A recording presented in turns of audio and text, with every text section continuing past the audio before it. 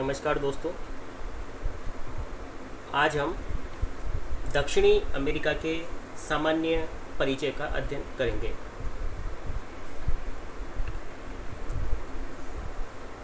दक्षिणी अमेरिका अपने आकार की दृष्टि से, क्षेत्रफल की दृष्टि से विश्व का चौथा बड़ा महाद्वीप है। चौथा बड़ा महाद्वीप है। दक्षिणी अमेरिका की खोज के संबंध में ऐसा माना जाता है कि इस महाद्वीप पर 1492 ईस्वी में सर्वप्रथम कोलंबस आया था। इससे पूर्व यहाँ के जो मूल निवासी थे उन्हें रेड इंडियंस के नाम से जाना जाता था। कोलंबस की खोज के बाद यहाँ पर यूरोपियन लोगों के द्वारा आकर के बसना प्रारंभ हो गया। यूरोपियन लोगों ने यहाँ पर आकर के अपने उपनिवेश बनाए, यहाँ के संसाधनों का शोषण किया तथा धीरे धीरे यहाँ की जो जनजातियाँ थी, जो यहाँ के मूल निवासी थे, वो उनमें मिश्रित होते हुए चले गए। यूरोपियन लोगों के प्रवेश से पूर्व यहाँ पर जो रेड इंडियंस निवास करते थे वो 4 प्रमुख प्रजातियों में विभक्त थे। पहला अजतेक मेक्सिको में, दूसरा माया, काफ़ी सबसे संभव तो सबसे पुरानी जो जनजाति है, होंडुरास में, चिबबा उत्तरी एंडीज पर्वतमाला में और इंका दक्षिणी एंडीज पर्वतमाला में। ये लोग कृषि तथा पशुपालन आदि आर्थिक क्रियाएं करते थे। धीरे धीरे इसके देश स्वतंत्र होते गए। वर्तमान समय में दक्षिणी अमेरिका के सभी देश स्वतंत्र हैं। इस समय दक्षिण अमेरिका में कुल 14 देश हैं, जिनमें से 12 देश पूर्णतः स्वतंत्र हैं तथा एक देश फ्रांस का दूर स्थल विभाग है और एक आश्रित देश है, जिनका अध्ययन अभी हम करेंगे। दक्षिणी अमेरिका विश्व का चौथा सबसे बड़ा महाद्वीप माना जाता है।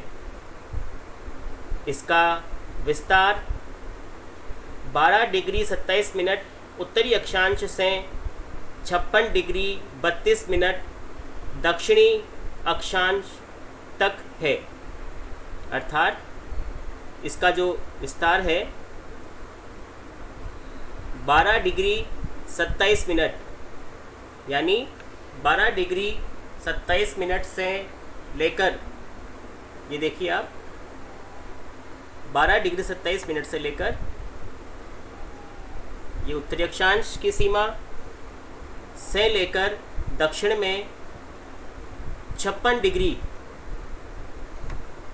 32 मिनट, यानी यहाँ पर आप देख रहे हैं 12 डिग्री 27 मिनट, 12 डिग्री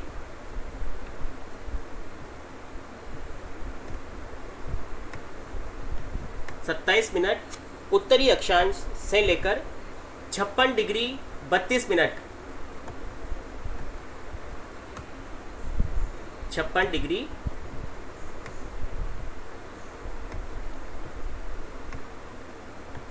32 मिनट दक्षिणी अक्षांश तक इसका अक्षांशीय विस्तार है। यदि इसका देशांतरीय विस्तार हम देखें तो 34 डिग्री 55 मिनट, यानी यहाँ से लेकर के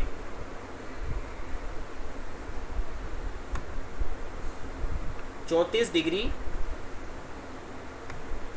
55 मिनट से लेकर 34 डिग्री 55 मिनट पश्चिमी देशांतर से लेकर 81 डिग्री 22 मिनट 81 डिग्री 22 मिनट पश्चिमी देशांतर के मध्य स्थित है। ये इसका देशांतरीय विस्तार है, जो कि 34 डिग्री 55 मिनट पश्चिमी देशांतर से लेकर 81 डिग्री 22 मिनट पश्चिमी देशांतर तक स्थित है। इसका अक्षांशीय विस्तार उत्तरी और दक्षिणी दोनों गोलार्धों में है। यदि भूमध्य रेखा की स्थिति देखी जाए तो वह इसके इक्वेडोर, कोलंबिया तथा ब्राज़ील 3 देशों से होकर के गुजरती है। ये 0 डिग्री या भूमध्य रेखा है। तो यदि इसके संदर्भ में देखा जाए तो यह दोनों गोलार्धों में विस्तृत है। ये हो गया उत्तरी गोलार्ध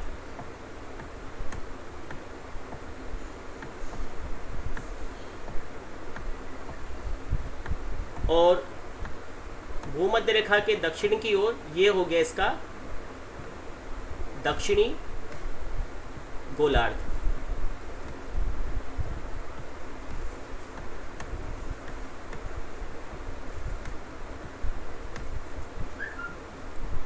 तो यहाँ पर आप देख रहे हैं कि इसके जो अक्षांशीय विस्तार है वो उत्तर और दक्षिण दोनों में है। ये देखिए, ये इसका जो ये हिस्सा है, ये वाला उत्तर वाला हिस्सा 0 डिग्री अक्षांश के उत्तर वाला हिस्सा उत्तरी गोलार्ध में आता है और उसके दक्षिण वाला हिस्सा दक्षिणी गोलार्ध में सम्मिलित किया जाता है। और इसका जो विस्तार है भी आपको मैंने बताया 12 डिग्री 27 मिनट उत्तरी अक्षांश से 56 डिग्री 32 मिनट दक्षिणी अक्षांश और इसका देशांतरीय विस्तार 34 डिग्री 55 मिनट पश्चिमी देशांतर से लेकर 81 डिग्री 22 मिनट पश्चिमी देशांतर तक स्थित है।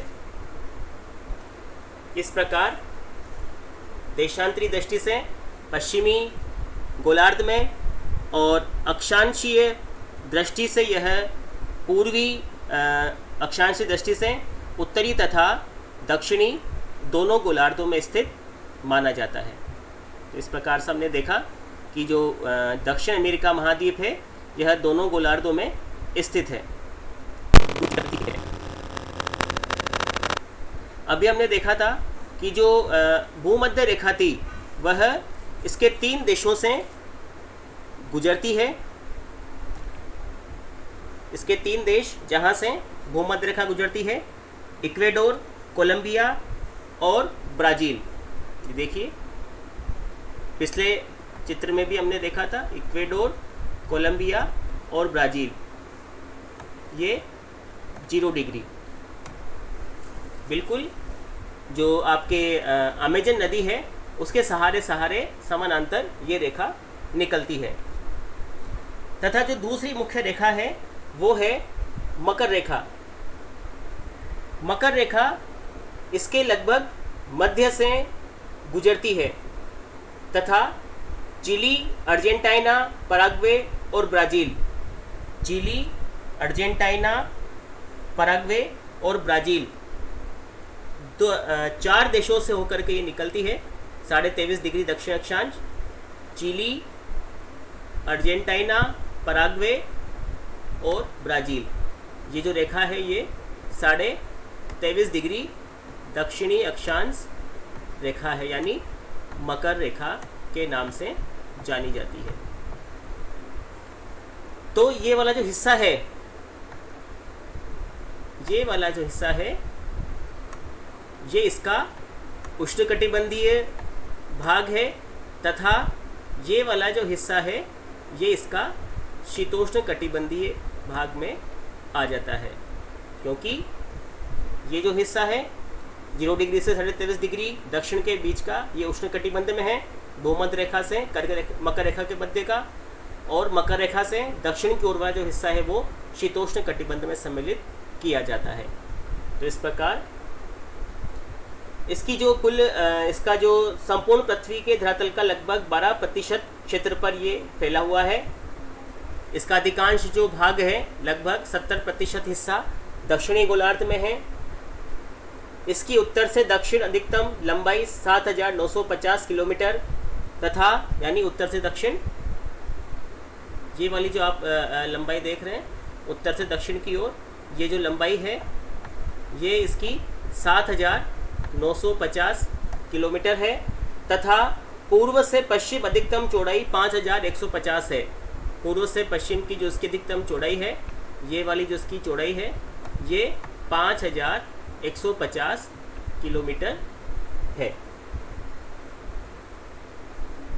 तो जैसा कि अभी हमने चर्चा की, दो रेखाएं यहाँ से होकर के गुजरती है, एक तो कर्क रेखा है और दूसरी मकर रेखा है, सॉरी भूमध्य रेखा और मकर रेखा दोनों यहाँ से होकर के गुजरती है। और इसका जो कर्क रेखा और मकर रेखा के मध्य वाला भाग है वो उष्णकटिबंध में सम्मिलित किया जाता है और इसका मकर रेखा के दक्षिण वाला जो भाग है वो शीतोष्ण कटिबंध में सम्मिलित किया जाता है। इस प्रकार इसका जो उत्तर से दक्षिण की ओर इसकी लंबाई है 7,950 किलोमीटर तथा पूर्व से पश्चिम की ओर अधिकतम चौड़ाई है 5,150 किलोमीटर। इसका जो समुद्र तट है वह 28,700 किलोमीटर लंबा है। 28,700 किलोमीटर लंबा इसका समुद्र तट पाया जाता है। अब हम इसके देशों की बात करते हैं कि दक्षिण अमेरिका में कितने देश हैं, उनकी राजधानियाँ कौन कौन सी है और वे कहाँ कहाँ पर स्थित हैं, कितने देश स्वतंत्र हो चुके हैं और कितने देश अभी वर्तमान समय में दूसरे देशों के अधीन हैं या उनके आश्रित चल रहे हैं। तो दक्षिण अमेरिका में कुल 14 देश हैं, जिनमें ब्राज़ील सबसे बड़ा और मालवीना, फाकलैंड, देखिए ये जो है स्थिति मैं आपको दिखा रहा हूँ, ये फाकलैंड द्वीप समूह है, आइलैंड ऑफ मालविनास, ये फाकलैंड को ही आइलैंड ऑफ मालविनास कहा जाता है। ये यूके के अधीन है। तथा एक देश और है, वो है फ्रेंच गुयाना।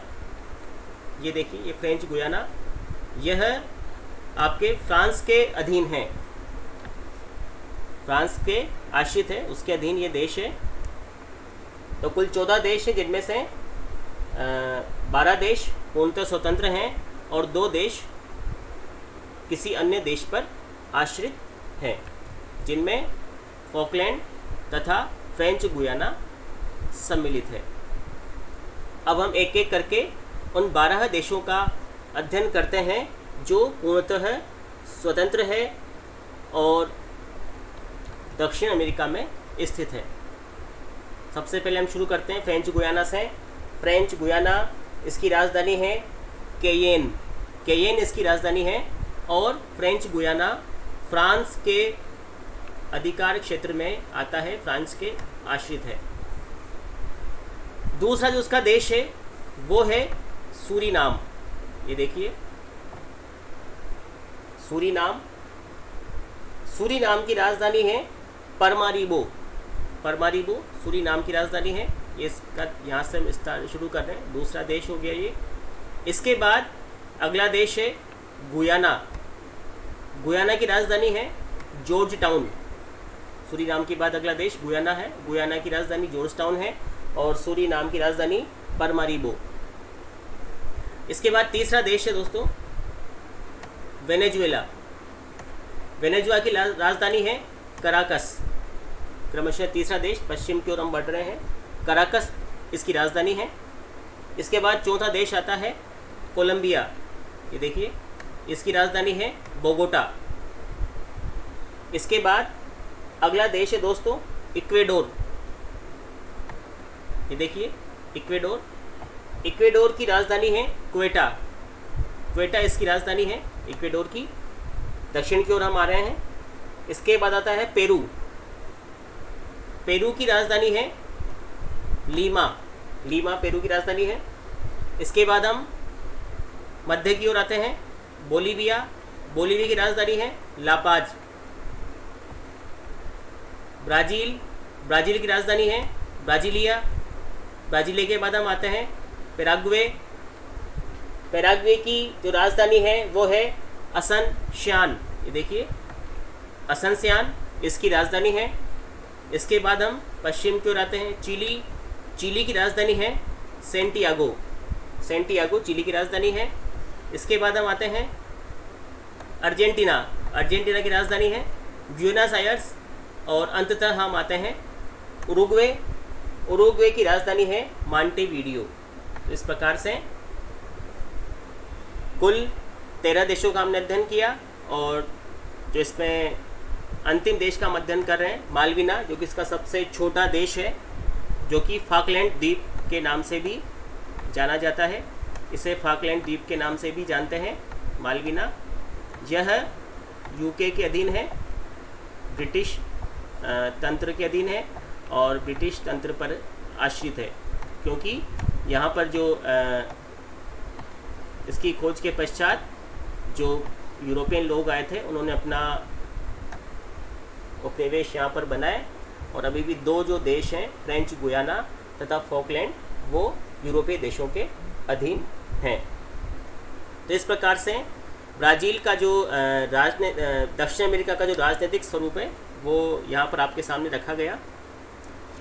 दक्षिण अमेरिका की कुछ विशेषताएं हैं, वो मैं आपको बता देता हूँ। दक्षिण अमेरिका अक्षांश के संदर्भ में उत्तरी तथा दक्षिणी दोनों गोलार्धों में है, जैसा कि अभी हमने चर्चा की थी, जबकि देशांतरी दृष्टि से ये केवल पश्चिमी गोलार्ध में स्थित है। अक्षांशीय दृष्टि से तो दोनों गोलार्धों में है, तथा देशांतरी दृष्टि से केवल पश्चिमी गोलार्ध में स्थित है। आकृति की दृष्टि से ये त्रिभुजाकार है। इसका आधार उत्तर की ओर तथा शीर्ष दक्षिण की ओर माना जाता है। तो इसका आधार है उत्तर की ओर है तथा शीर्ष दक्षिण की ओर है। ये देखिए यहाँ पर, ये तो इसका आधार हो गया जो कि उत्तर की ओर है, तथा ये इसका शीर्ष हो गया जो कि दक्षिण की ओर माना जाता है। उत्तरी भाग चौड़ा होने के कारण उष्णकटिबंधीय है। दक्षिणी वाले भाग में शीतोष्ण जलवायु है। इसकी तीसरी विशेषता है। मकर रेखा इसके लगभग मध्य से गुजरती है तथा भूमध्य रेखा उत्तरी भाग से गुजरती है। जो कि उष्णकटिबंधीय भाग में स्थित है उसका उत्तरी भाग, तो 40% भाग वनों से ढका हुआ है। जो अमेजन नदी है, अमेजन नदी का बेसिन, वो सदाबहार वनों से आच्छादित है, क्योंकि वहाँ पर विषुवतरेखीय जलवायु पाई जाती है, और विषुवतरेखीय जलवायु पाए जाने के कारण वहाँ पर सघन वन पाए जाते हैं। यहाँ की जो मुख्य नदियाँ हैं वो ओरोनिको, अमेजन और पराना तथा पराग्वे हैं, जिनके बारे में भी हम आगे अध्ययन करेंगे। यहाँ की अधिकांश जनसंख्या तटीय भागों में निवास करती है। आंतरिक भागों में जनसंख्या का निवास बहुत कम है। दक्षिण अमेरिका में अधिक नगरीकरण वाले जो देश हैं वो है ब्राज़ील, अर्जेंटीना, वेनेजुएला, चिली तथा उरुग्वे। दक्षिण अमेरिका के अधिकांश देश कृषि तथा उनसे संबंधित आर्थिक क्रियाओं पर आधारित हैं।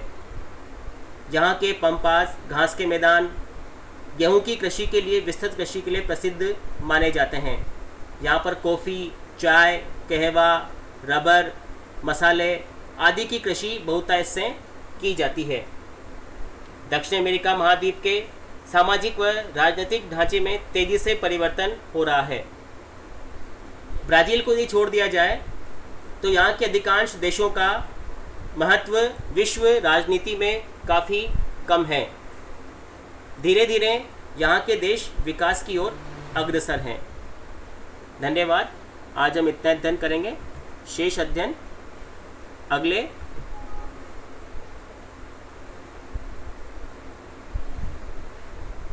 भाग में किया जाएगा।